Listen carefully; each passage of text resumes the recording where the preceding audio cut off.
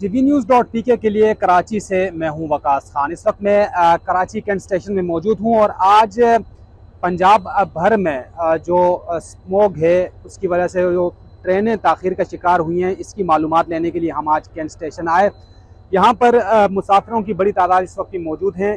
ट्रेनें जो आ रही हैं पंजाब से वो ताख़ीर का शिकार हैं और जो यहाँ से जा रही हैं वो भी ताख़ीर का शिकार हैं। कम से कम 2 घंटे ट्रेन जो है वो ताख़ीर का शिकार हैं।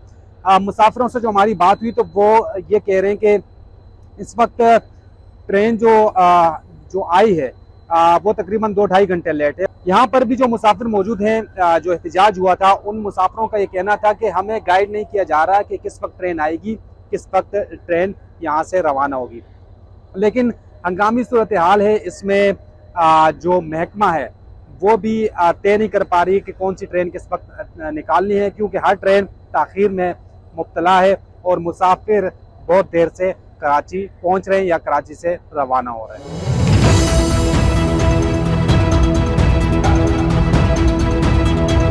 लेट है, वजह तो कोई भी नहीं थी, जानबूझ के करते। ये झूठ है, ये झूठ है, सब झूठ है। बेटा अल्लाह को जानते नहीं है, कोई धुंध नहीं थी, जानबूझ के इन्होंने लेट करी। मैंने आई हूँ सैयद में, स्मोक बहुत कर रही है, फिर धुंध है, दोनों चीजें इस वजह गाड़ी है। नहीं, अपने दिन सही आ रही है, वो धुंधी वजह नहीं लाता सही, इसलिए वास्ता जा नहीं पाता। हम तो 2 घंटे लेट हो गए, बाकी बहुत पीछे गाड़ी, सब पीछे, कलाकन पीछे, बिजनेस पीछे, कराची सब पीछे गाड़ी।